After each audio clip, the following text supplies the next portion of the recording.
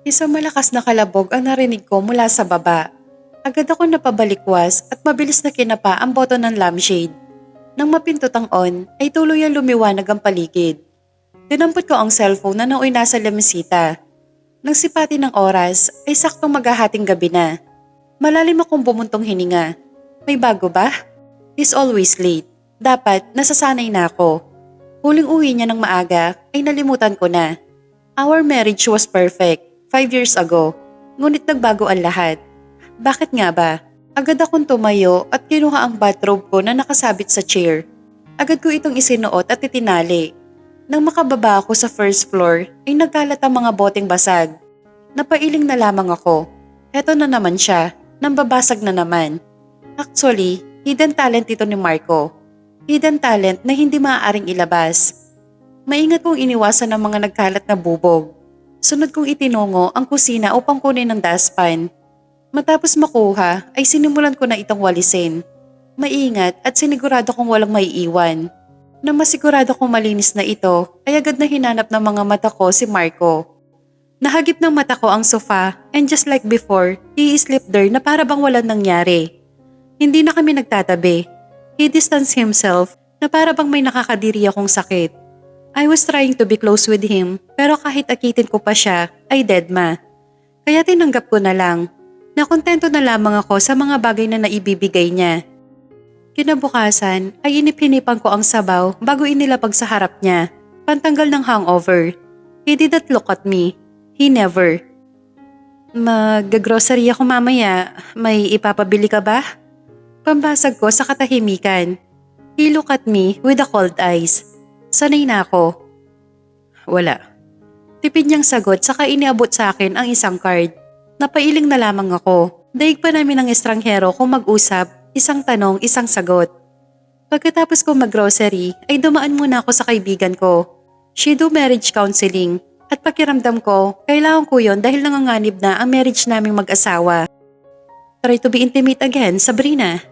Minsan tayong mga babae, naghihintay lang tayo na ang lalaki ang unang mag-first move. But here's the twist. Ikaw muna ang mga labit. Akitin mo. Kapag hindi effective, balik ka ulit dito. Mahabang paliwanag ni Tasha. Kabado ako nang makauwi. Sa tanang buhay ko ay hindi ko pa nagagawa yon dahil nahihiya ako. Pero dahil gusto kong isave ang marriage na meron kami ni Marco, sige na. Ako na ang mangangalabit mamaya. Kinagabihan ay nakasuot ako ng manipis na nightgown. Halos lumitaw na ang panty ko sa sobrang iksi nito. Naligo na rin ako at nagpabango. Sinipat ko ang sarili ko sa salamin. Pati ako, napapamura habang tinitignan ang kabuuan sa salamin. Daig ko pa ang GRO sa ayos ko ngayon. Katulad ng nakasanayan, ay lito umuwi si Marco. Nang makarinig ako ng kalampag, ay agad akong bumaba upang salubungin siya. Naabutan ko siya sa baba na isinasara ang pinto. Mukhang hindi naman ito gaanong kalango sa alak dahil nakatayo pa ng matuwid. Marco? Maakit kong tawag sa kanya. Tinukod ko ang isang binti sa sofa, dahilan para mas lalong lumitaw ang makinis kong kutis. Tignan ko na lang kung hindi pa siya maaakit nito. Pagkatingin ni Marco sa akin, ay malakas siyang napaubo. Nagulat siya sa ayos ko at napalunok ng laway kaya ganon. Shit, why are you wearing that? Inis niyang tanong sa akin. Sexy ba?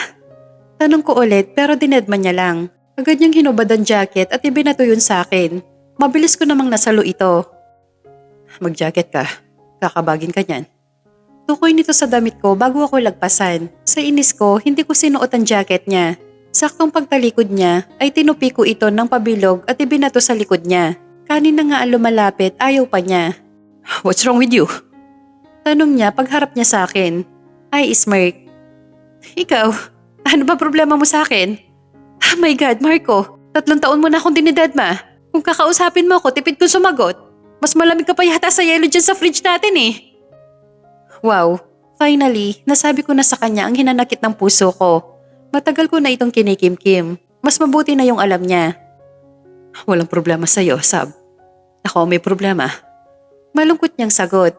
Nalaki ang mga mata ko. Ito na nga ang kinakatakutan ko. Alam kong may malalim na rason at sekreto ang asawa ko. 3 taon ko nang nasa isip ito. Finally, may tatanong ko na sa kanya. Bakla ka ba? Tanong kong ikinaigting ng panga niya. Hell, no. Umiling ako, saka tinaas ang isang palad. Tila ba binabasbasan ko siya. Tanggap ko kung bakla ka na, Marco. Kaya ka nagbago dahil lalaki na rin ang gusto mo. Nagulat na lamang ako na bigla siya lumapit sa akin at hinawakan ako ng mariin sa braso. Teka, na-offend ko ba siya? Hindi ako bakla. Galit niyang saad saka ako sinabasib ng halik. Napapikit ako ng mariin at malayang ninanamnam ang makasaysayang halik mula sa asawa ko. Hindi niyo ako masisisi. 3 taong walang ganap sa pagitan namin. Suddenly, a bold idea came out to me. Nagsimulang gumapang ang mga palad ko sa dibdib niya. Napakunot ang noo ko para kasing mas naging bulk ito. Hindi ko na lamang ito pinansin. Itinuloy ng utak ko ang kademonyohan at kaunti na lang maaabot ko na ang manibela nang bigla niyang hinuli ang kamay ko at inilayo rito. Tinigil niya rin ang halikan at seryoso akong tinitigan. Sa lahat ng nasabi't ginawa ko ay ngayon pa lang ako nakaramdam ng hiya. Parang gusto ko na lang magpalamon sa lupa sa klase ng pagtitig ng asawa ko. Hindi ko magagawa to. Wika nito, ngunit hindi makatingin sa akin ng diretsyo. Hindi niya magawa? O ayaw niya talaga? Alin ba doon sa 2 dahilan? Marco, mahinang sambit ko. Dahan-dahan siya tumingin sa akin. Hinawakan ko ang mukha niya. Gusto kong maramdaman niya kung gaano ko siya kamahal, kung gaano ko ipinaglalaban ang marriage na ito. Ano nangyari sa ating dalawa? Maluhaluhang tanong ko. Gusto ko kasing malaman ang dahilan niya nang sa ganon maintindihan ko siya. Maintindihan ko kung bakit bigla siya nanlamig sa piling ko. Umiling muli siya at tinanggal ang pagkakahawak ng kamay ko sa mukha niya. Mabilis siyang umalis at iniwan ako doon mag-isa. Wala akong nagawa ng gabing yon kundi ang umiyak. Nasabi ko na ang nararamdaman ko sa kanya. Sapat na yon upang wag nang umusisa pa. Matapos ang gabing yon ay nakaisip ako ng idea. Isang matalinong idea. Kung ayaw niyang sabihin kung bakit nawala ang pagmamahal niya sa akin, ako na mismo ang hahanap ng sagot. Aalamin ko ang sikretong tinatago ng mokong na yan. 2 lang yan. Either ng bababae o bakla siya. Kinabukasan, I disguise myself. Binalot ko ang mukha ko sa multicolor na scruff. Nag-sunglasses din ako para mas bongga. Nagsuot ako ng jeans at sapatos upang mas mabilis ko siyang masusundan. Walang kaalam-alam si Marco na sinusundan ko siya. Hindi ko inilalayo ang paningin ko dahil baka bigla siyang mawala. Hindi niya rin makikilala ang kotse ko dahil hiniram ko to kay Tasha. Ngunit sumadsad kami sa napakahabang traffic. Panay ang silip ko sa labas ng bintana dahil baka bigla mawala sa paningin ko ang asawa ko. Miss, lumabas ka na lang kaya? Singhal ng isang driver kasunod sa kotse ko. Inismikan ko siya. Mainit na nga ang traffic, dumagdag pa ang mamang ito. Panay ang sipat mo sa labas, natatakpan ng ulo mo ang traffic light. Muling sigaw niya. Biglang pumantig ang tenga ko sa narinig. Ang laki-laki ng traffic light, paano ko matatakpan yan, aber? Bigla itong bumusina ng malakas na para ba nag-aamok ng away ang driver. Sa inis ko, bumusina rin ako ng malakas. Ano, siya lang ang marunong? Nang hindi pa rin umuusad ang traffic, ay panay pa rin ang busina ng nasa likuran kaya bumaba na ako. Iniangat ko ang suot kong long sleeve hanggang siko saka kinatokan na sa kabilang kotse. Nang bumaba ang windshield ay agad ko nakita ang mayabang na driver. Inaano ka ba? Anong problema mo? Inis kong tanong rito, dahilan para bumaba din ito. Hanggang sa nagkainitan kami. Marami ang bumaba din upang makiusyoso. Parang sabong ang peg ko today. Alam mo Manong, panot ka na nga. Ang sama pa ng ugali mo. Sigaw ko na ikinagalit palalo ng driver. Umamba ito ng suntok sa akin, mabuti na lang may isang kamay na humuli rito. Salamat sa kanya dahil kung hindi basag na itong festlock ko. Manong, babae po yan. Dapat hindi tayo pumapatol sa babae. Nagulantang ako nang marinig ang boses ni Marco. Mas tinakpan ko ang sariling mukha ng scruff dahil baka makilala niya ako. Sa dami-daming aawat, siya pa talaga. Nung tumigil ang lalaki, ay akala ko okay na. Tatalikod na sana ako upang bumalik sa kotse nang pigilan nito ang braso ko. Hindi ka naman nasaktan, miss? Nag-aalalang tanong niya. Hindi, pinabuo ko ang boses ko nang hindi tumitingin sa kanya. Pero laking gulat ko nang bigla niya akong hinila paharap sa kanya at niyuko ako. Matangkad kasi si Marco kaya parang dumantay ang height namin ay kailangan pa niyang yumuko. Naningkit ang mga mata niyang nakatitig sa akin dahilan para umiwas ng tingin. Patay na ako nito. Mission failed. You look familiar. Wika nito na mas nagpakaba sa akin. Kamukha mo yung nagbebenta ng binukayo sa tapat ng klinik ko. Wika nitong kinaigtig ng pangako. Sa ganda kong to, mukhang nagbebenta ng binukayo. Hayop talaga tong asawa ko kahit kailan. Ganun ba? Sabi ko. Aalis na sana ulit ako na muling magsalita si Marco. Hindi mo ako kailangan sundan, Sab. Mapapahama ka sa ginagawa mo eh. Mabilis ko siyang nilingon at padabog na tinanggal ang sunglasses. Paano mo nalaman? Naiinis kong tanong sa kanya. Nginitian lamang niya ako na para bang tuwang-tuwa sa reaction ko. He pinched my nose at iiling-iling na nilagpasan ako. Bago pa siya makalayo ay muli ito nagsalita. Next time, galingan mo. Mas mabilis kita nakikilala eh. Sabi nito. Halos magdabog ako sa inis. Pag uwi ko, ikinuwento ko kay Tasha ang nangyari. Kahit si Tasha ay tinatawanan ako sa kabilang linya. Girl, mas lalo kanyang pagdududahan yan. Bakit kasi hindi ka pumili ng magandang outfit para sa disguise na yan? Ginisihan ko siya. Alangan naman mag-aladar na costume ako doon, wag lang niya akong makilala. Gusto ko kasi para normal pa rin ang outfit ko.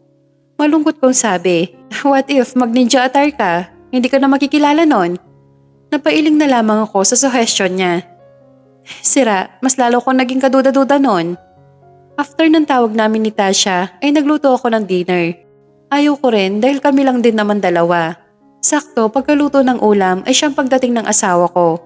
Nagtaka ako dahil 7:00 pa lang at sa kauna-unahang pagkakataong ginawa ng Diyos, first time in 3 years na umuwi siya ng ganito kaaga. Pagdating niya ay nahihiya ko siyang sinalubong. Inubad lamang niya ang white coat pang hospital saka ako nilapitan. Sorry, hindi ko sinasadyang He suddenly grabbed my hand kaya hindi ko natapos ang sasabihin. Hindi ka ba nasaktan kanina? Nag-aalalang tanong nito at sinipat-sipat ang mukha ko. Chine-check niya yata kung najombag ako nang nakaalitan ko kanina. Nang masiguradong walang galos ay malalim itong bumuntong hininga. Don't ever do that again, Sabrina. Nilalagay mo sa peligro ang buhay mo. Para akong batang pinapagalitan ng tatay. Pero kahit papaano, nakaramdam ang puso ko ng saya. Kasi kahit na parang murahin na niya ako sa galit dahil sa nangyari kanina, at least kinakausap na niya ako. At kahit papaano ay may care pa rin pala sa akin ang asawa ko. Kinabukasan ay muli ako nag-isip ng plano. Buong gabi ko itong pinag-isipan kaya sa tingin ko'y mas effective kesa sa nauna. Maangas kong isinuot ang itim na tela sa aking mga mata. Madalas ko itong napapanood noon sa sinehan. Sa forma ko ngayon ay pati nanay ko ay hindi ako makikilala. Agad ako nakipag-video call kay Tasha upang ipakita ang aking outfit. Pero imbis na suportahan, ay tinawanan lang ako ng babaita. Ninja Turtle yan? Tatawa-tawang wika niya. Agad ko sinipat ang mukha sa salamin. Wala naman nakakatawa sa outfit ko, ang OA lang talaga nitong kaibigan ko. Hindi na ako mahuhuli ni Marco nito. Paniniguro ko. Hindi ka niya mahuhuli dahil pulis na ang huhuli sa'yo. Mukha ka magnanakaw dyan sa suot mo eh. Nang matapos ang usapan namin ay tinuloy ko pa rin ang plano. Hindi na ako nagpalit dahil wala ng oras. Agad kong tinungo ang klinika ng aking asawa. Ipinark ko lang ang kotse ko sa di kalayuan ng klinik. Hindi pa man ako nakakababa ay naisputan ko na kaagad ang magaling kong asawa. May daladalang kape kasama ang isang magandang babae. Naka-white coat din ito at mukhang doktor din. Bumilis ang pintig ng puso ko. Hindi kaya babae ito ng asawa ko? Panay ang ngiti ng babae. Pero nang tignan ko ang ekspresyon ni Marco ay seryoso ito. Mahal kasi ang bawat pagngiti ng asawa ko. Gayunpaman, kailangan ko makasigurado. Hindi dapat ako basta-basta sumusugod. Trust the process, ika nga. Huminto ang babae at si Marco sa isang bench. Parang may malalim itong pinag-uusapan. Maya-maya pa, may kumatok sa bintana ng kotse ko. Parang mga LTO. Binuksan ko ito ng koonti. Sakto lang na masilip ako ng taga-LTO. Ma'am, nasa wrong parking kayo. Wika nito. Hindi ko alam ang sasabihin. Nagtawag pa siya ng isa pang kasama at para bang pinaghihinalaan ako. Ma'am, maaari ba naming makita ang ID nyo? Wika naman ang isa.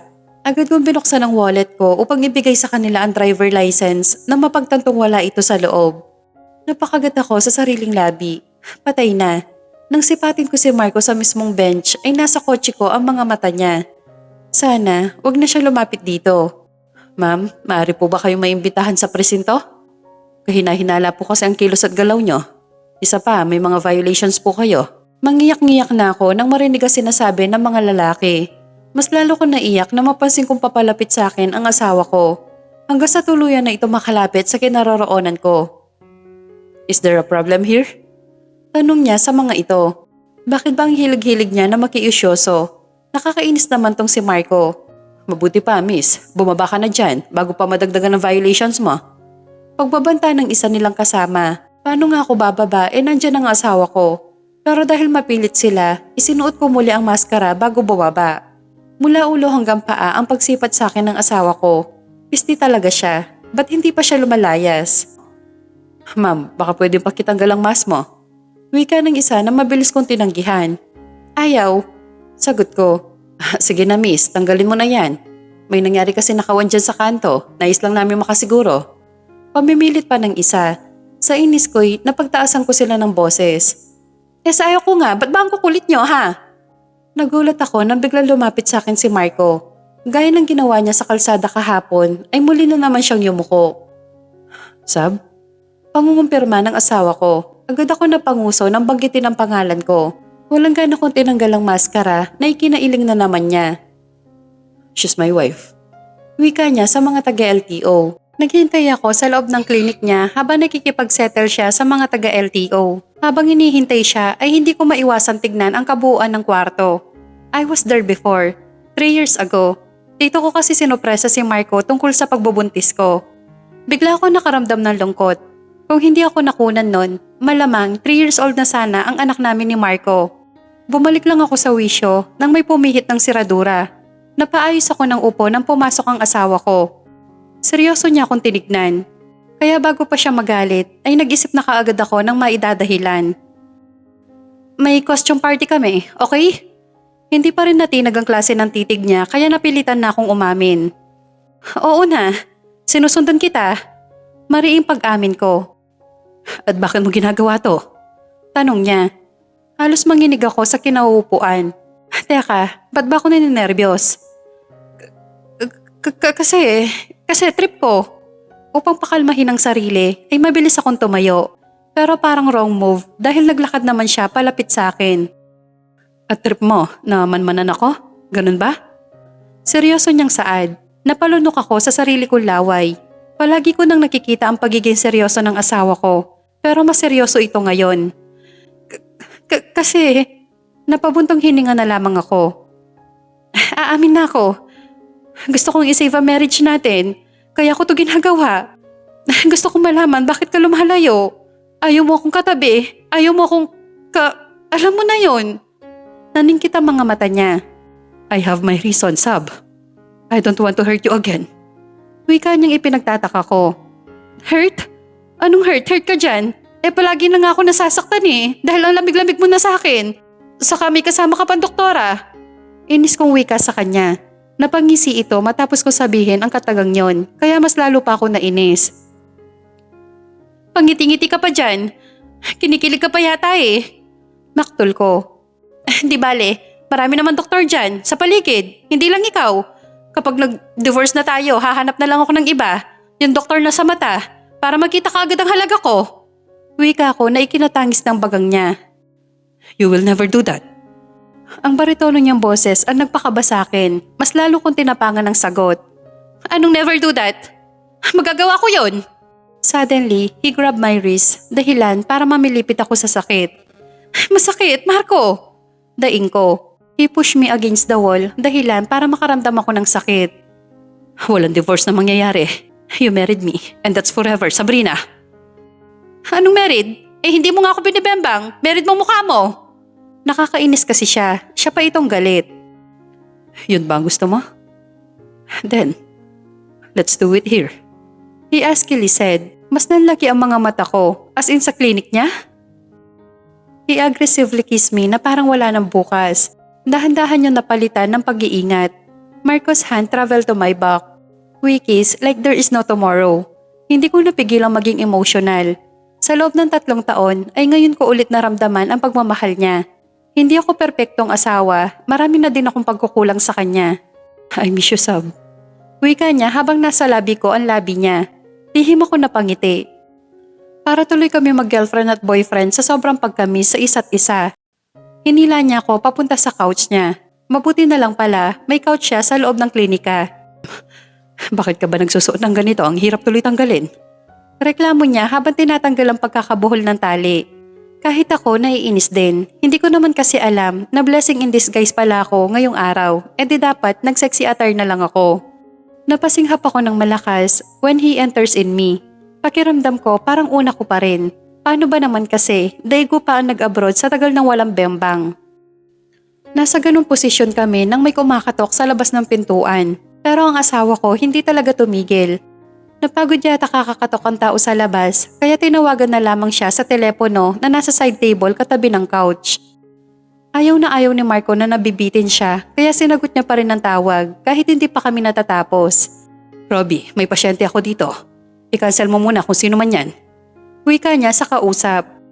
Habang nagbibihis ako, ay lumapit siya sa table niya at may kung anong kinuha sa drawer niya. Palihim niyang binuksan ang bote ng di kilalang gamot at kumuha siya doon ng 2 at mabilis na inilagay sa bibig. Dala ng kuryosidad, ay nilapitan ko upang usisain ang iniinom niyang gamot. Para saan yan? Dali-dali niya itong inilagay sa drawer at halos hindi makatingin ng diretso sa akin ang asawa ko. It's vitamins.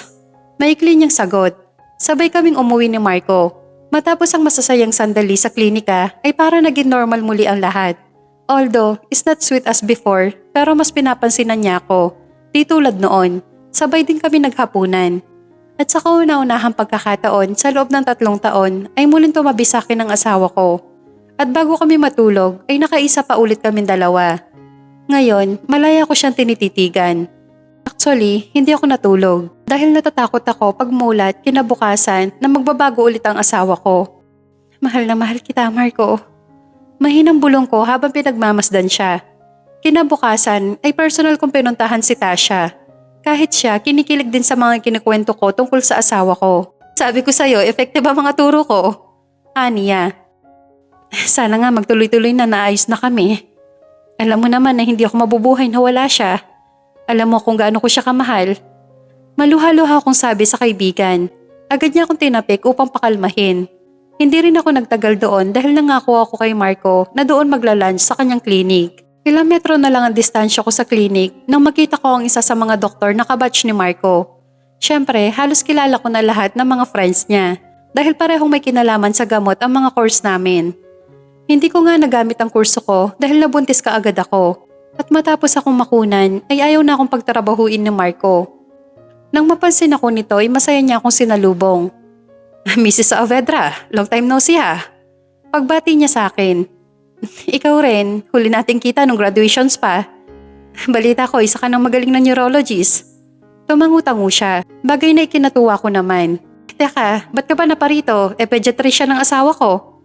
Panguusisa ako. Ikaw naman Sabrina oh. I am always here dahil palagi ko minomonitor ang kalusugan ni Marco. Napakunutan na ako, hindi ko maintindihan kung bakit niya minomonitor ang asawa ko. Ang sabi ko nga dyan na ooperahan ko na siya, ayaw niya. Halos matuod ako sa kinatatayuan. Kakaibang kaba at takot ang naramdaman ko habang nakikinig kay Ruben. What do you mean? Nanlaki din ang mga mata ni Ruben. Huli na niya na-realize ang kadaldalan. Na-realize niyang parang wala pa akong alam sa tunay na kalagayan ng asawa ko. Pero dahil napasubo na siya, ay inamin na niya ang lahat sa akin. Sorry, Sabrina, mas maganda sigurong sa kanya mo na marinig yan. Kausapin mo siya. This is between life and death. Naiwan pa rin nakakunot ang noo ko sa mga sinabi ni Ruben. He was healthy. Hindi mo mapapansin na may sakit siya. Pinagdugtong-dugtong ko ang mga sinabi niya. He was his patient 3 years ago. Ibig ba nitong sabihin kaya siya nanlamig at nawala ng pakialam sa akin dahil may sakit siyang dinadala? Malamlam ang mga matang sumalubong sa akin pagkapasok ko ng klinik. Nginitian niya ako na animoy walang sakit na dinadala. Sa totoo lang ay hindi pa rin ako makapaniwala. My husband is too healthy para isipin kong may sakit siya. Hindi ko siya kinumpronta sa klinika. Hinintay ko makauwi kami. Alam ko din na napapansin niya ang pananahimik ko buong araw. Walang buhay kong inilapag ang handbag sa lamesita. Napaigting lamang ako sa pagbagsak na paglapag niya ng susi ng kotse namin. May problema ba tayo, Sab? How can he ask me that? Siya itong may problema. Hinarap ko siya at matamang tinignan. Nakita kami ni Ruben. Nag-usap kami kanina. Diretsahang sabi ko. Nakita ko kaagad ang labis na pag-aalala sa mukha niya. Did he say something? Kabadong tanong niya sa akin. Ayokong isipin to, Marco. Natatakot ako. Pero dahil asawa mo ako dapat ang unang tao makakaalam ng sakit mo. Bakit ka naglihim? My tears fall down habang tinatanong ang mga bagay na yon. Hindi siya nagsasalita, pero ang mga yon ay sapat na upang kumpirmahin na may sakit nga ang asawa ko. Dahan-dahan siya lumapit sa akin. Nang mampupunasan niya ang mga luha ko'y iniwas ko ang aking muka. 3 taon, Marco. 3 taon ko tinanong ang sarili ko kung ano ba mali sa akin. Ano bang ginawa ko para malamig ka ng ganun sa akin? Wala akong makausap na parang hangin lang ako sa'yo noon. Habang nagluluksa ako sa anak natin, ay siya rin ang paglayo mo sa akin. At taon kong sinisisi ang sarili ko, tapos malaman-laman ko ikaw pala tong may problema? Mas lalo ako naiyak nang mailabas ang mga agam-agam sa puso ko. Matagal ko niyakap ang sarili dahil ang akala ko ako ang may pagkukulang. He suddenly hugged me tight. At habang yakap niya ako, ay naramdaman ko ang pagyugyog ng balikat niya. He's crying. Marco, point of view. Marco! He called my name mula sa kusina. Kaagad kong pinuntahan si Sabrina sa kwarto. Bedrest kasi siya dahil sa sobrang sela ng pagbubuntis niya ngayon. Pagkarating ko sa kwarto, ay naabutan ko siyang umiiyak. Nagkalat ang dugo sa kobre kama at kahit sa kanyang bestida. Nalaki ang mga mata at mabilis siyang binuhat. Marco, ang baby natin! Mahinang wika niya habang umiiyak. Dana, ligtas ang baby natin, okay? Pag-aalo ko sa kanya. Dinala ko siya sa hospital at ito na yata ang pinakamahirap na desisyong pinili ko sa tanang buhay ko. You have to choose, Mr. Saavedra. Sabi ng doktor habang hinihintay na pirmahan ko ang papers na hawak niya. If I choose the baby, hindi rin ito makakasurvive. Masakit man ay si Sabrina ang pinili ko. Ano man ang magiging feelings niya about dati, I will face the consequences. 3 araw ko nang nakikitang umiiyak si Sab. Nagkukulong at ayaw ako makausap. I want to comfort her but she's pushing me away. Naintindihan ko naman dahil masakit pang tanggapin ito sa kanya ngayon. I was on the clinic nang bigla ko makaramdam ng kirot sa ulo ko.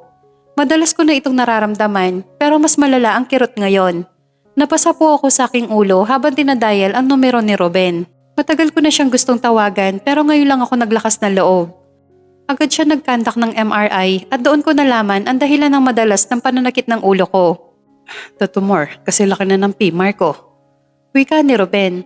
I was shocked that time, especially kapag naaalala ko si Sab na nasa morning stage pa lang siya ngayon. She's not ready to know about this. Ayoko madagdagan ang bigat ng dinadala niya. Kailangan na kitang operahan, Marco. Mas maagapan. Wika ni Ruben. Ano bang side effect kapag nagpa-opera ako? Seryosong tanong ko sa kanya. Well, we hope that the operation will be successful. Pero kapag nag-failed, it will cause you paralyzed or coma. Para ko nabingi sa mga narinig. Hindi ko pa ito magagawa sa ngayon. Mas kailangan ako ni Sab. After 1 year na pagmamonitor, ay nag-aalala na si Ruben dahil mas lalong lumalaki ang tumor ko. Marami na rin ako nararamdaman na pilit kong tinitiis. Hindi na rin tumatalab ang mga gamot na nire-reseta sa akin ni Ruben upang maibsan ang pananakit. Delikado na ang lagay mo ngayon, Marco. Ipaalam mo na kaya sa asawa mo. Umiling ako. No, not now. Inaasahan ko na ang kamatayan ko. Hindi lang ito isang tumor lang. It's hereditary from my mom. At isa sa kinakakatakutan ko na kapag nagpa-opera ako, ay siya rin kamatayan ko. Katulad na nangyari kay Mami. Hindi ko sinabi sa'yo dahil ayoko mag-alala ka. Dahil mahal kita, Sabrina. Halos matumba ako sa kinatatayuan. Ang akala ko dati ay dahan-dahang lumalayo ang loob niya sa akin. Pero hindi. Dahil dahan-dahan siya nilalayo ng sakit niya sa akin. Ang galit ko ay napalitan ng pagka-guilty. Dahil mahal niya ako ng sobra at iniisip ang kapakanan ko ay mas pinili niyang itago ang sakit niya sa akin. And now, I want to blame myself. Kasalanan ko to, Marco. Garalgal kong sabi, umiling kasabay ng paglapit sa akin. Napayuko ako dahil mas lalo lang yatang pumapatak ang luha ko kapag nakatingin ako sa mga mata niya. He cupped my face at bahagyang iniangat. Na magtama ang aming paningin ay panay ang kanyang pag-iling. Wala kang kasalanan, Sab. Walang dapat sisihin sa atin pareho. Patawarin mo ako kung naglihim ako sa'yo. Believe me or not, Sabrina, never nawala ang pagmamahal ko sa'yo. Matapos sabihin ng lintanyang yon ay kasabay ng paghalik nito sa aking noo. Napangiti ng malungkot sa pagdapo ng labi niya. Sunod niyang hinalikan ang pisngi ko. Napapikit ako ng mariin sa tamis na halik na iginagawad niya sa bandang yon. Banayad, maingat at punong-puno ng pagmamahal. At kagaya ng inaasahan ko'y isinunod niya rin ang mga labi ko. Puno ng pag-iingat, dahilan para mapatugon ako. Mabagal ang kanyang paggalaw na tila ba ninanamnam namin ang bawat isa. Ang isang kamay niya ay dahan-dahan naglakbay sa batok ko. At ang pangalawang kamay niya ay dahan-dahan bumababa hanggang sa huminto sa akin naghuhumindik na hinaharap. Yun pa lang ang ginagawa ng asawa ko, tinatakasan ako ng ulirat. Mas lalo pa nitong ibinaba hanggang sa hawiin ni Marco ang bestida ko. Tila ba may hinahanap siya doon na kayamanan at nang matagpuan yon ay muntik na akong matumba. My feet started to stretch hanggang sa tuluyan at sabay naming naabot ang rurok ng kaligayahan. Hingal na hingal siya kaya nag-aalala ako. Okay ka lang ba? Wala ba masakit sa'yo? Umiling siya sabay ngiti. Okay lang ako. I think sex can heal my sickness. Agad ko siya napalo sa braso. Loko ka talaga. 1 month after ay abala kami sa consultation kay Ruben. We decided na magpapa-opera na siya. Ipinangako ko sa kanya na palagi ako nasa tabi niya hanggang sa matapos ang operasyon. One time, he asked me kung paano ba kapag nag-fail ang operasyon. Sabi ko, I will continue my life and be happy as I could. Nginitian niya ako dahil yun ang gusto niya. Nais niya magpatuloy ako sa buhay kahit wala na siya. Pero sa totoo lang ay hindi ko rin alam. Sinabi ko lang yon para palakasin ang loob niya. Para mas lalo siyang tumapang. Para hindi na niya kailangan mag-alala sa akin. I don't know how to live without him. That's why I'm begging God na sana wag na yon. Alam ko pinahiram lang siya sa akin. At kung maaari akong humiling ng panahon pa upang makasama siya ay gagawin ko. Why are you wearing dress? At may basket pandala? Saan ka pupunta? Nagtatakang tanong niya. Naisip ko kasi masyadong mataas ang 3 taon na wala kaming in touch sa isa't isa. Kaya naisip ko mag-backyard picnic. Gusto kong makalimutan na may sakit siya at mag-focus lang sa aming dalawa. Yung parang kami lang ang mga tao sa mundo. Sige, kakancel ko lahat ng meetings ko today. Kung yan ang gusto mo. Okay? Then, let's picnic. Halos mapatalon ako sa saya nang marinig ang pagpayag niya. Sa wakas, makakagawa na ulit kami ng bagong memories.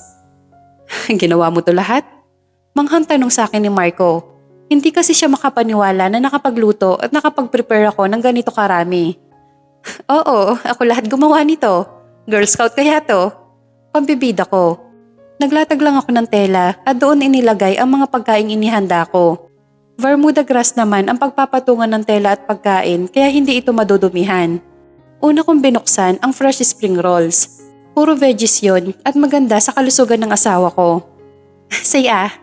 Wika ko upang ipasubo sa kanya. Nahihiya niya akong initian. Agad din siyang ngumanga at isinubo ang kapirasong spring rolls. Masarap. Wika niya habang ngumunguya. Bigla naman ako nakaramdam ng kiliti sa akin tiyan sa pa-compliments ng asawa ko. Pika-pika ang way namin sa pagkain. Nakaupo kaming pareho sa kapirasong tela nang biglang humiga si Marco sa mga hita ko. Nakayuko ako nakatingin sa kanya at siya na may nakatingin sa akin habang nakahiga. It was a vice versa look na nakadagdag sa pagiging romantic sa aming paggitan. Eto mukha ang gusto kong makita paggising ko. Aniya at hinawakan ng pisngi ko. Napapikit ako at napangiti. Dinadama ang mga palad niyang nasa pisngi ko. Gusto kong maiyak pero pinipigilan ko. Nagsisimula na kasing mamutla at nagdadry ang lips ng asawa ko. Ang mga mata niya ay may kalubugan na rin. Oo naman, I will stay with you hanggang sa magising ka, Marco. Malambing kong sabi. Sobrang mahal kita, Sab. Mahal na mahal. Hindi ko alam kung bakit niya ito sinasabi. Kung wala lang siyang sakit, I find it very sweet. Pero hindi. He's telling me this na para bang mawawala na siya sa akin ng tuluyan. I love you too, Marco. I love you every tomorrow. I said and kissed him. Mahal kasi kita every tomorrow dahil natatapos ang buong araw. Pero ang bukas, infinity yon. Hindi yun natatapos magpakailanman. Marami kaming pinag-usapan. Parang nabuksan namin ang lahat ng naipon namin topic sa loob ng 3 taon dahil hindi namin yun nagawa. Kinagabihan, I was busy washing the dishes nang marinig ang kalampag na nagmumula sa sala. Pinunasan ko ang mga kamay ng kitchen towel at tinungo ang sala upang alamin at tignan ang tunog na yon. Nalaki ang mga mata ko sa naabutan. Nagkalat ang basag na flower vase, ngunit hindi ako doon nakatuon. Nakatingin ako sa asawa kong sapu-sapo ng 2 palad ang ulo niya. Ramdam ko ang pamimilipit niya. Agad ko siya nilapitan at nag-aalalang denial ang number ni Ruben. Agad yun nagring habang ang isang kamay ko ay nasa ulo din ng asawa ko. Mabuti na lang sinagot rin niya agad. Ruben? Ruben, tulungan mo ako please! Pinaghalong kaba at takot ang naririnig ni Ruben sa kabilang linya. Nasaan si Marco? Nag-aalalang tanong niya sa akin. Katabi ko, namimilipit sa sakit. Please putahan mo kami dito sa bahay. Hysterical kong utos. Okay, Sabrina. Kalma lang ha. Papunta na ako. Aniya saka ibinaba ang tawag. Hindi ko napigilang umiyak habang nakikita ko ang asawa kong nahihirapan. Nasasaktan ako. Kung pwede lang akuin ang sakit na nararamdaman niya ngayon, sana akin na lang. Hawak-hawak ko ang kamay ni Marco habang hila-hila ng mga nurse at maging si Ruben ang stretcher kung saan siya nakahiga. Labis-labis ang iyak ko at kahit ang mga luha ko'y hindi maawat-awat. Nang makarating sila ng ICU ay sinenyasan ako ng isang staff na bawal pumasok. Pero ayaw niya ako mawala sa tabi niya. Wika ako sa kanila. Agad naman ako nilapitan ni Ruben at siniguradong sila na ang bahala sa asawa ko. Gustuhin ko man ay pumayag na lamang ako. Wala ring nagawa si Marco kundi tignan ako habang lumalayo sa stretcher papasok ng ICU. Sa may bench na nasa tapat ng ICU ay panay ang dasal ko. Nagmamakaawa ako sa aking isipan na buhayin lang si Marco. Rush operation ang gagawin nila kay Marco dahil ayon kay Ruben, may natamaan na ng tumor ang nerve sa kanyang utak. Kaya ganun na lang ang pananakit ng ulo niya kanina. Makalipas ang 1 oras ay napansin ko ang iba pang staff na nagsisitakbuhan papunta sa ICU. Bigla akong kinabahan dahil parang hindi normal ang kanilang ikinikilos. Tumayo ako at hinarangan ng isang staff upang umusisa. Ano nangyari sa asawa ko? Hindi niya ako sinagot at akmang papasok na sana sa loob. Please nagmamakaawa ako, sagutin mo ako. Ano nangyayari sa asawa ko? Umiiyak na saad ko. Malungkot akong tinignan ng nurse. Nag-shutdown ng oxygen ng pasyente after makuha ang tumor. Nire-revive na siya ngayon. Wika nito saka pumasok sa loob. Napaluhod ako nang marinig yon. Tila tumakas ang kaluluwa sa sarili ko. Halos manginig ang buong kalamnan ko. Kaya kahit bawal, nag-hysterical ako na papasukin ako sa loob ng ICU. 1 minuto makalipas ay lumabas si Ruben at malungkot na tinanggal ang mask. Winelyuhan ko siya at matamang tinignan. Please Ruben, buhayin mo ang asawa ko. Mariing sabi ko. Sorry Sabrina, doktor lang ako, but I'm not God. Aniya, kaya naman agad ko siyang binitawan at pumasok sa ICU. Agad kong pinatabi ang staff na nakaharang sa asawa ko at mabilis na hinawakan ang mga palad nito. Love, wag naman ganito please. Umiiyak kong wika sa walang malay kong asawa. Hinalik-halikan ko ang mga palad nito at panayampunan sa pisngi niya. Kailangan kita, Marco. Kailangan kita ngayon. I'm pregnant. Halos hindi na ako makahinga habang sinasabi ang katagang yon. Bala ko kasi sanang sabihin sa kanya after ng operation, pero mukhang hindi na yun mangyayari. Magkaka-baby na tayo, Marco. Halos habol hiningang iyak ko bago napasubsob sa dibdib niya. Sab, tignan mo. Tinapik ako ni Ruben dahilan para mapaangat ako. Yung monitor. Turo niya sa akin. Nang tignan ko ito, ang kaninang flatline ay muling gumalaw. Panayampunas ko sa sarili mukha habang sinisipat ang takbo ng paghinga niya sa monitor. This is miracle. Wika ni Ruben. Bumalik sa 80 ang line ng heart rate niya sa monitor at kahit ang oxygen, respiration rate at temperature ay naging normal lahat. Napaiyak ako sa saya habang patuloy na nagpapasalamat sa kataas-taasan. Kahit walang malay ang asawa ko ay masaya akong malaman na buhay siya. Kasalukuyang kong pinupunasan ang mukha ni Marco. Mahimbing itong natutulog at kahit nakapikit ay ang gwapo pa rin. Hindi ko maiwasang mapangiti habang pinagmamasdan ang maamong mukha ng asawa ko. Araw-araw kong ipinagdadasal na sana magising siya balang araw. 7 months na ang tiyan ko. 7 buwan na rin simula nang makomatose ang asawa ko. Sa tuwing humihina ang vitals niya, I always whisper him na palagi lang akong nasa tabi niya. Katulad kasi ng ipinangako ko sa kanya Ako ang kauna-unahan taong makikita niya sa kanyang pagdilat. Napalingon ako sa pintuan nang biglang may pumihit ng siradura. Napangiti ako nang biglang pumasok si Ruben. Ang aga mo ngayon, Sabrina ha. Masayang pagbati niya. 7:00 pa lang kasi ng umaga. Sa katunayan, medyo natagalan nga ako dahil sa prenatal check-up ko. Ruben? Nag-aalalang tanong ko sa kanya. Sige lang, Sabrina. Napalunok muna ako bago magsalita. Nung nakaraang araw, I saw Marco's finger gumalaw. Akala ko magigising na siya. Pero para yatang mas bumababa ang vitals niya this past few days. May epekto ba to sa asawa ko? Sa totoo lang, takot ako sa tunay na sagot. Mas gusto ko nga magsinungaling siya at sabihin niya magiging okay ang lahat para mas lalo ako magkaroon ng pag-asa. Sab, you know Marco, nasa comatose stage siya. And hindi natin alam kung magigising pa siya o hindi. Pero alam ko lumalaban siya. Saksi ako doon. Tumangu-tangu ako sa kasinulyapan ang asawa ko. In fact, you're doing great, Sabrina. Yung palaging pagkikipag-usap sa kanya ay mas nakakatulong. Has minimal brain activity at yung nakita mong paggalaw ng daliri niya ay isang stimuli reaction. Ibig sabihin nun, nararamdaman ka niya, Sabrina. Muli na naman namuo ang mga luha sa mga mata ko. Marami nagsasabi na kung walang oxygen support ay patay na ang asawa ko. Habang gumagalaw ang machine na yan ay patuloy siyang humihinga at hindi ako mawawalan ng pag-asa. Now, my faith in God has grown even stronger. Napapangiti ako habang binubuklat ang college pictures namin. Ang laki ng ngiti ni Marco dito dahil ito rin ang araw na sinagot ko siya. Ang sabi ko kasi, saka ko na siya sasagutin kapag nakagraduate na kami ng kolehiyo. At yon ang nagustuhan ko sa kanya. Kahit may pagkamasungit at suplado, he is patient at willing to wait. Hinimas ko ang napakalaki kong tiyan. Hanggang ngayon ay hindi pa rin ako makapaniwala na makakabuo kami ni Marco. At ito ang pinakamagandang regalo na natanggap ko mula sa kanya. Mabuti na lang pala, inakit-akit ko siya. E di sana, walang Eliana sa sinapupunan ko ngayon. Oo, pinangalanan ko siyang Eliana. It came from the words miracle from God. Kasi kahit sa dami ng pinagdaanan namin ni Marco, ay marami pa rin naman ako natatanggap na milagro katulad nitong batang nasa tiyan ko. At hindi na ako makapaghintay na mamimit namin siya ni Marco. Sakto, pagkatiklop ko ng album, nang biglang magring ang cellphone ko, si Ruben. Bihira lang itong tumawag kaya nagtaka ako. Agad-agad ko itong sinagot saka tumayo. Sabrina, pumunta ka na dito, dali! Hysterical niyang utos sa akin. Hindi yun boses ng excitement.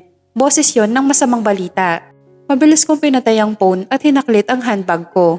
Mabilis kong pinaharurot ang kotse hanggang sa makarating ako ng hospital. Agad akong sinalubong ni Ruben at pumasok sa ward ni Marco. Muli na naman ako natakot dahil nire-revive na naman siya ng mga doktor. Hindi Marco! Sigaw ko at lumapit sa kanya. Charge in 120, Jules! Utos ng doktor at agad na inilagay sa dibdib ni Marco ang plancha. Nagpaulit-ulit yon habang ako'y nanginginig sa kinatatayuan. Ngunit hindi pa rin gumagalaw si Marco. Walang reaction, flatline. And all I can do is to scream. Nang tinanggal ni Ruben ang mask at kasamang doktor niya ay napailing ako. Hindi pwede to. Hindi ngayon. Agad kong pinuntahan si Marco at nagsisisigaw.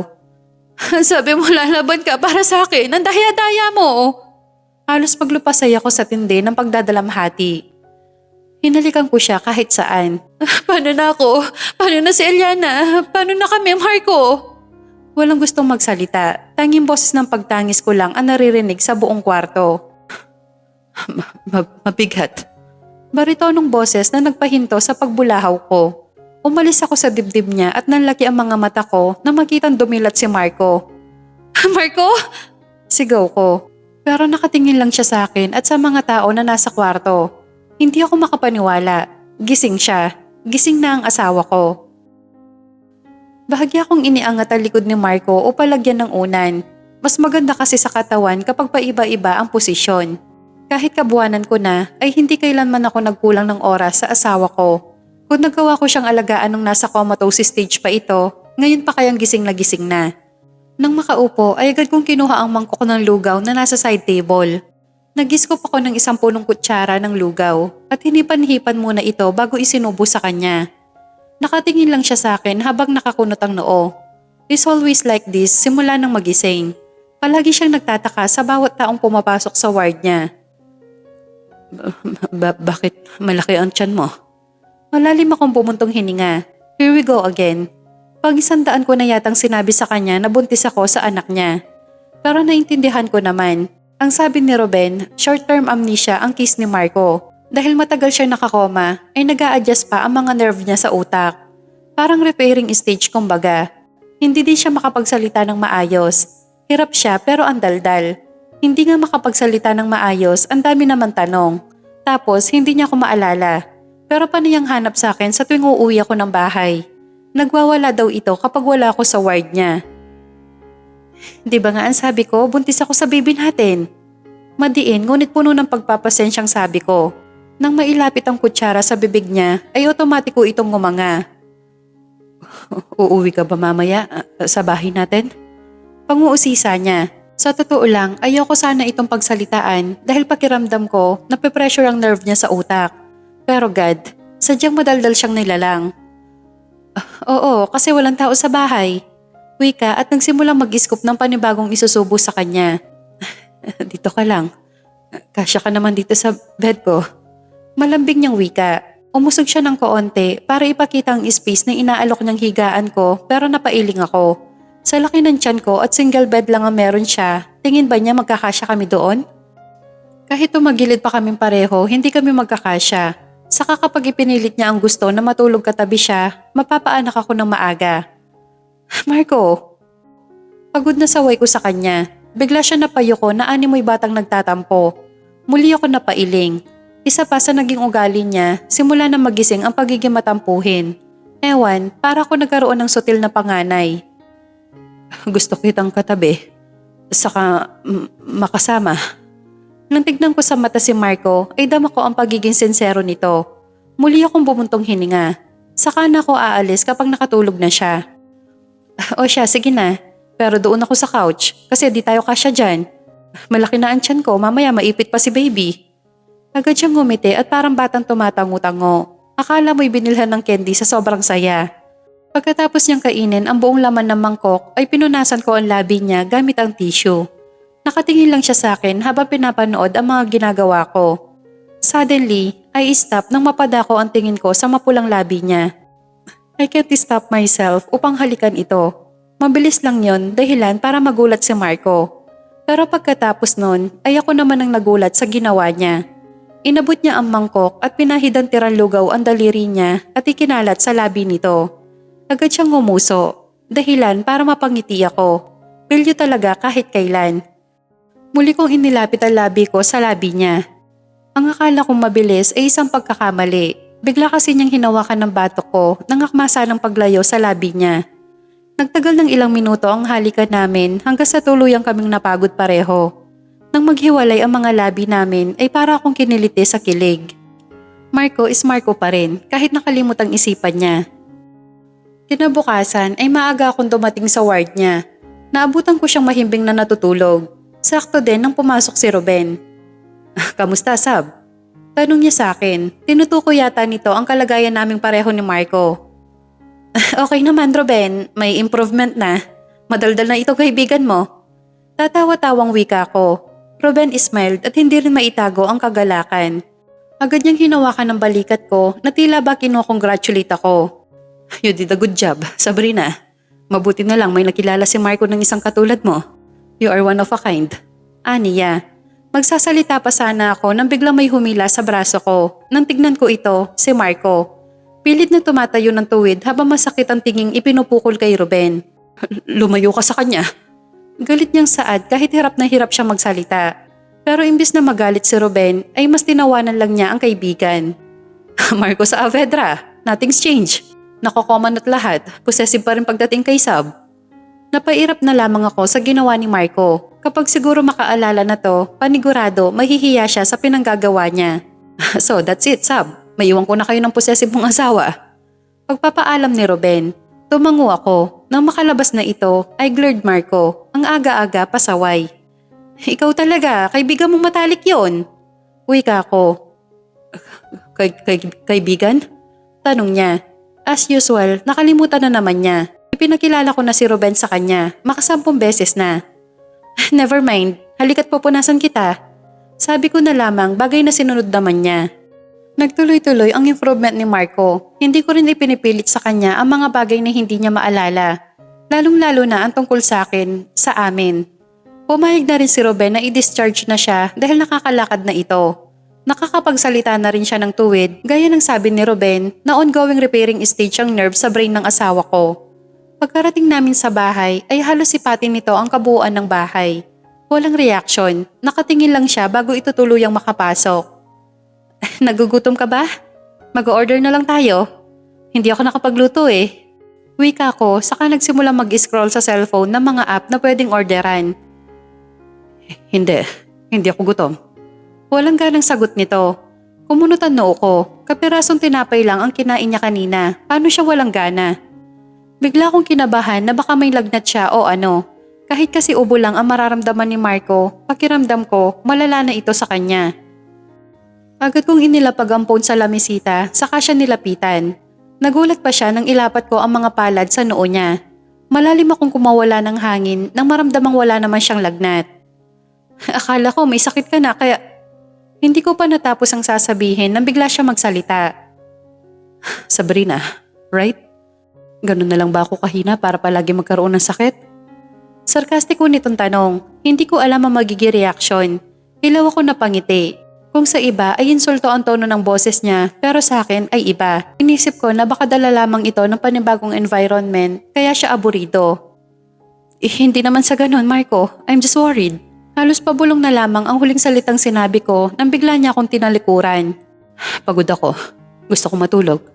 Aniya. Wala akong nagawa kundi giyahin siya sa kwarto. Agad naman siya nagpahinga. Magpapatulong pa sana ako na buhatin ang gamit niya, kaso mukhang pagod naman siya. Kaya ako na lamang ang nagbuhat noon. Pagkatapos kong ayusin ang mga gamit, ay gumayak na ako sa kusina upang magluto ng hapunan. May in-order ako kanina pero hindi naman siya bumaba upang kumain. Kaya ininit ko na lamang ang iba. Sayang kasi hindi pa naman sira. Nagluto ako ng kaunting kare-kare na paborito niya. Sakto nang mailapag ang ulam sa mesa ay ang pagbaba niya mula sa taas. Minadali kong tinanggal ang apron at sinalubong siya. Love, sakto nakahanda ng hapunan. Masayang wika ko sa kanya. Umismid lang siya ngunit sumunod din kaagad sa kusina. Tuwang-tuwa ako habang pinapanood ang asawa kong tuwang-tuwa sa paglantak ng pagkain. Masarap ba? Malambing kong tanong. Inilapag niya ang kutsara at mataman akong tinignan. Masarap. Ako lang ba nakakain ng mga luto mo? Kumunutan ako sa klase ng tanong niya.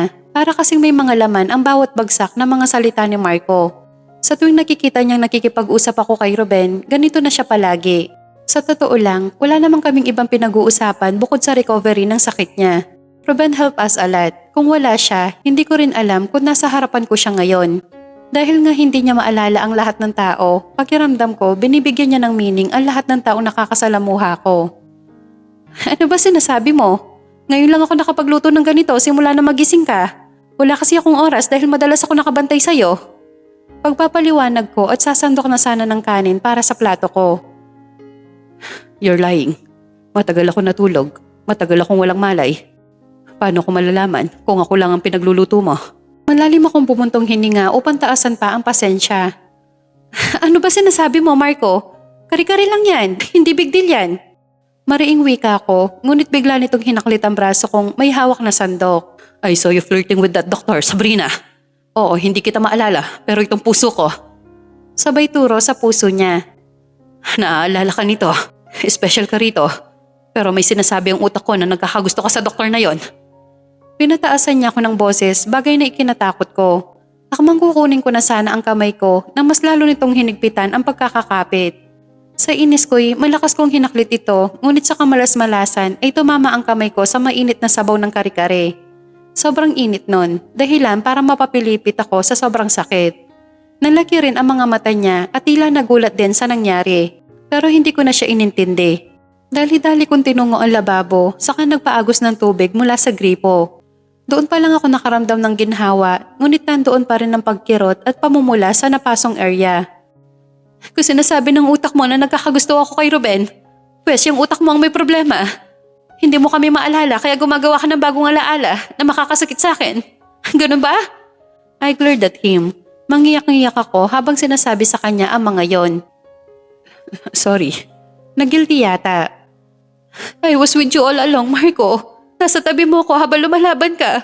Pero kung ito ang kapalit ng pagmamahal at pag-aalaga ko sa'yo, sana... Now, my tears started to fall down. Sana namatay na lang ako, ganun ba? Panunumbat niya sa akin. Umiling ako dahil hindi yun ang ibig ko sabihin. Marami akong gustong sabihin, ngunit hindi ko masabi-sabi dahil sa pagkirot ng aking puson. Kanina ko pa ito pinipigilan, ngunit parang mas lalong sumasakit nang dahil siguro sa malalim na tensyon naming mag-asawa. Hindi ganyan ang ibig ko sabihin. Napangiwi ako saka napasa po sa malaki kong tiyan nang biglang makaramdam ng matinding pagtusok mula sa aking puson. Ramdam ko din na tila may tumatagas na kung anong likido mula sa hita ko at nang kapain ko ito ay dugo. Dugo! Nanginginig ang kamay ko dahil pasakit ng pasakit ang nararamdaman kong kirot. Sabrina? Nanlaki ang mga mata niya pero hindi pa niya ako nilapitan. Nakatulala lamang siyang nakatingin sa akin habang sapu-sapo ang kanyang ulo. Sab? Sigaw niya kasabay ng pagtulo ng mga luha niya sa mga mata. Huli ko na-realize na nasa ganitong ayos kami noon nang makunan ako. He was froze looking at me at di malaman ang gagawin nang umaagos ang dugo mula sa aking mga hita. Manganganak na ako, Marco! Tatayo ka na lang ba dyan? Sigaw ko dahilan para bumalik ito sa kanyang ulirat. Agad niya akong binuhat at mabilis na isinakay sa kotse. Panay ang ihip ko upang maibasan ng sakit. Pero putya, hindi na yata ako aabot ng hospital. Malapit na tayo, baby. Malapit na tayo. Kahit masakit ay bigla akong napaisip. Baby? Yun ang tawag niya sa akin nung araw na sinagot ko siya. Marco's point of view. Halos matuod ako sa kinatatayuan habang nakikita si Sabrina na may bahid ng dugo ang mga kamay at ang duster niya. Biglang kumalabog ng napakalakas ang dibdib ko. My head started to glimpse. Para nakita ko na to noon. Nakikita ko si Sabrina na umiiyak habang sapu-sapu ang tiyan niya. And I froze. Unti-unti naging maliwanag sa akin ang lahat. Nangyari na ito noon. And suddenly, my tears falls down. Dahil hindi ko mapapatawad ang sarili ko na may mangyari ulit sa anak namin ni Sabrina. Yes, naalala ko na ang lahat. Malinong na sa akin ang lahat. She's my wife. And now, punong-puno ng pagsisisi ang sarili ko kung bakit trinato ko siya ng ganon. Nagpadala ako sa selos and to my fucking brain na nag-uudyok ng mga masamang isipin ukol sa asawa ko. I'm sorry, babe. I'm sorry. Umiiyak kong wika habang hawak-hawak ang mga kamay niyang hila-hila ng stretcher. Naalala mo na ako? Umiiyak niyang tanong kahit namimilipit ito sa sakit. Tumango akong umiiyak at bago pa siya dinala sa delivery room, I see her smiling at me. Pakiramdam ko tuloy ang sama-sama kong tao. Dahil sa kabila ng mga ginawa ko, heto pa rin siya.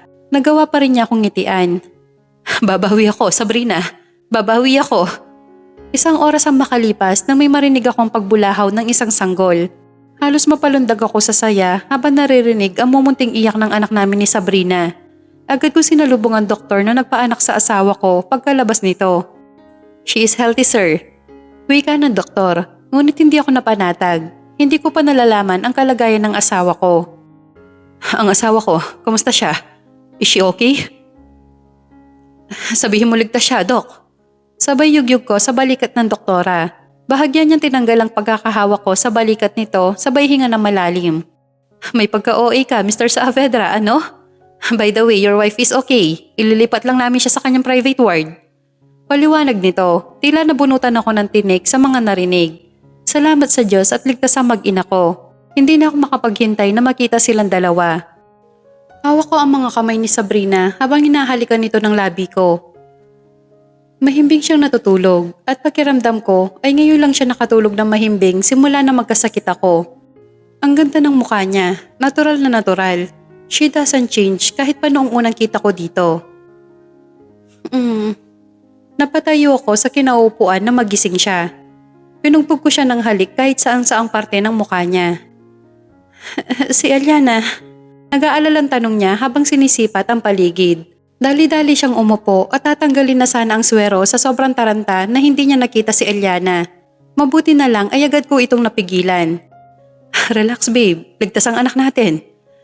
Napakaganda niya at kamukhang kamukha ko. Parang mini-me, pero girl version. Pagmamayabang ko, doon lang siya nakahinga ng maluwag. Nasaan siya? Gusto ko siyang makita. Niya. Nasa kabilang kwarto pa babe. Maya-maya dadalhin nila dito ang anak natin. I smiled habang sinasabi yon. May bago sa'yo. Ang lambing mo yata sa akin ngayon. Nagtatakang tanong niya. Muli kong hinalikan ang palad niya kasabay ng pagtulo ng luha ko. Ang sabi nila, a man doesn't cry. Pero heto ako. I can control my tears. Bumalik na ang alaala ko babe. Bumalik na ang totoong Marco. Kahit hindi niya sabihin, ramdam ko ang tuwa niya. Agad niyang hinawakan ang pisngi ko na siyang ikinapikit ko. I want to feel her touch right now. Salamat naman. Matagal kitang hinintay. Mabilis akong tumayo at umupo sa tabi niya. Otomatiko naman siyang yumakap sa dibdib ko. Mas lalo lamang siyang umiyak sa dakong yon. I'm sorry babe. I'm sorry sa lahat. And thank you dahil hindi mo ako sinukuan. Tumingin siya sa akin at hindi na ako makapaghintay. I grabbed her neck at hinalikan ko siya ng banayad. Umawak din siya sa leeg ko at bahagyang hinagod ang buhok ko doon. Kahit na hindi niya sabihin, ay dama ko sa halik niya ang pagpapatawad at pagmamahal. Sabay kami napalingon sa pintuan nang marinig ang boses ng babae. We both chuckled dahil kanina pa pala nakatayo ang nurse dala-dala si baby Eliana. Hindi man lang namin napansin na may tao pala. Kasalukuyan kong hinihele ang magto 2 months kong si baby Eliana. Ayoko magising at maistorbo ang mami niya dahil mukhang napagod dito buong araw kakabantay sa kanya. Kakarating ko lang mula sa klinik at mukhang hindi na ako hinintay pa ng aking pinakamamahal na asawa. Kaya naman nang gumalaw si baby ay agad ko itong kinarga. Bakit hindi ka patulog? Pangiti-ngiti ka pa ha? Mahinang sabi ko kay baby Eliana na agad naman nitong ikinangiti. She started smiling. Nakakakita na ba siya? Kanina ka pa? Sorry, nakatulog ako love. Wika ni Sabrina, naalimpungatan pa yata. Kakarating ko lang. Mahinang sabi ko. She look at me saka inilahad ang mga braso. Akin na si baby, pagod ka pa galing sa trabaho. Niya, I refuse. Umupo ko sa tabi niya habang karga pa rin ang munting anghel namin. Pagod ako, mahal. But not for you and for Eliana. Malambing kong sabi saka ngumuso upang humingi ng kiss. Agad naman ang pangiti ang asawa ko. Pagkatapos ng mabilis ang halik, ay pareho naming inalo ang baby naming ayaw magpatulog. Bukas love. I said, dahilan para mapatingin siya sa akin. Bakit? I want to visit Sheila's grave, together with Eliana. Gusto kong makilala niya ang kapatid niya. She smiled at mangilid ang mga luha. Hey, may nasabi ba akong mali? Wala. I was just happy na hindi mo nakakalimutan ng eldest natin. Niya. Lahat ng parte ng buhay mo at buhay ko, Sabrina, ay hindi ko makakalimutan. Kahit pa yan lintik na tumor na yan, maaalala ko pa rin kayo. And that's forever. Wika ko. Watch your mouth. Mamaya maaga matuto si Eliana sa mga pagmumura mo. Sabay kurot nito sa aking tagiliran. I believe things happens for a reason. Lahat ng mga nangyari sa amin ay isang eye-opener kung paano namin maiintindihan pa ang isa't isa. I may not be a perfect husband and a father to my family, pero gagawin ko ang best sa abot ng aking makakaya. I put God in the center to our lives. Gusto kong lumaki si Eliana at ang mga future siblings niya kung paano kami pinatatag ng pananampalataya. I want them to know kung gaano kahalaga ang buhay. And for my second life, hindi ko na ito sasayangin. And for Sabrina, I love her until eternity.